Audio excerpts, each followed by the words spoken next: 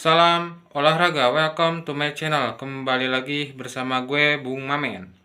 Di video kali ini saya akan membahas atau menganalisa hasil pertandingan perdana Timnas Indonesia lawan Irak dan bagaimana skenario Timnas Garuda bisa lolos ke babak 16 besar.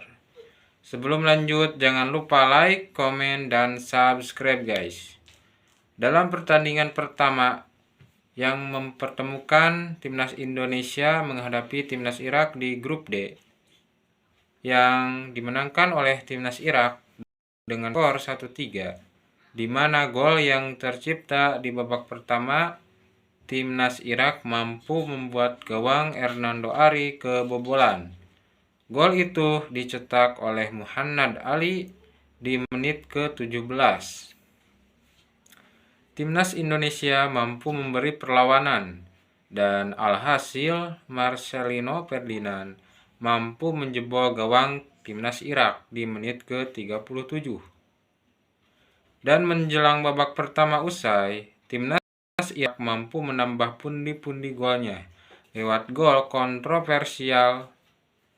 Ya, gol itu dicetak oleh Osama Rashid di menit ke-45.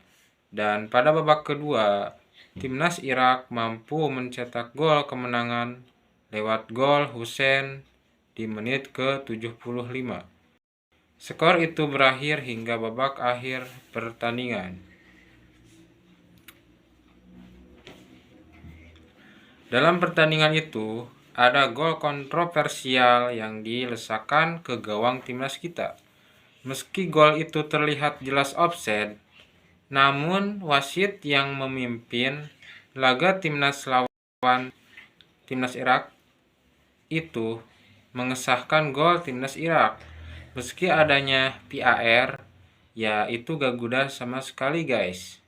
Dan ketika babak kedua berjalan, timnas Irak kembali cetak gol. Namun pada gol itu VAR-nya digunakan teman-teman dan difungsikan untuk dilihat oleh wasit teman-teman. Pertandingan malam tadi permainan timnas kita lebih baik dari laga uji coba sebelumnya. Di pertandingan kala itu timnas kita cukup menyulitkan gelandang dan winger timnas Irak. Dalam sistem pertahanan kita mungkin sedikit lebih baik. Ada beberapa kesalahan di menit ke-15. Mungkin ada beberapa minor di lini pertahanan timnas yang dalam posisi menutup ruang. Pertahanan kita kerap kali lupa untuk mengisi ruang posisi mereka. Namun kolektivitas semua unsur pertahanan tim terjalin dengan sistem saling bahu-membahu menjaga gawang Timnas Indonesia ya tentunya teman-teman, yang dijaga oleh Hernando Ari. Nah, bagaimana timnas kita bisa lolos ke babak 16 besar? Dari segi peluang, timnas Indonesia untuk lolos ke babak selanjutnya dibilang tipis, teman-teman. Namun apapun itu, gue ya sebagai ya tentunya rakyat Indonesia, pendukung timnas Indonesia, optimis bahwa timnas kita bisa lolos ke babak 16 besar. Ya, dengan catatan timnas Garuda harus bekerja ekstra keras ya tentunya.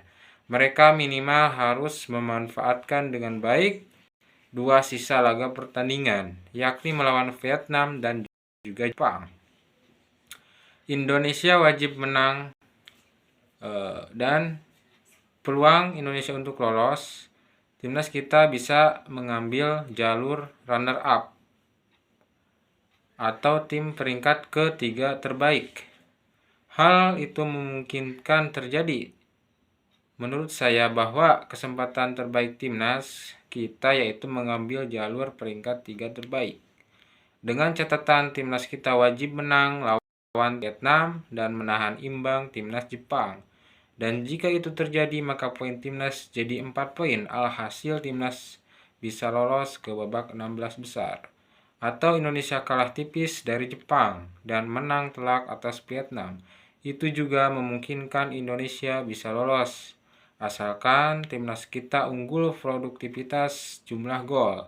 Dan jika timnas kita gagal mengambil kesempatan itu, jangan harap timnas kita bisa lolos ke babak selanjutnya. Ya, tentunya kita harus mendukung timnas Indonesia untuk bisa menang lawan Vietnam, dan kemungkinan besar kalau lawan Jepang antara kalah teman-teman. Ya mungkin timnas Jepang, kalian tahulah bahwa timnas Jepang memang tim yang sangat kuat teman-teman. Apalagi dalam laga uji coba timnas Jepang sempat mengalami kemenangan beruntun teman-teman.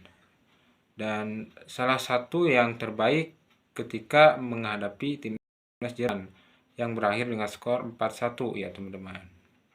Oke, sekian dari saya sebagai yang menganalisa atau bagaimana prediksi atau juga skenario perjalanan timnas jika ingin lolos ke babak selanjutnya ya teman-teman.